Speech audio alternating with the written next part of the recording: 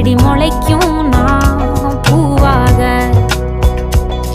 வெயில் அடிக்கும் நாள் வரைக்கும் கொடை பிடிப்பேன் தாயாக.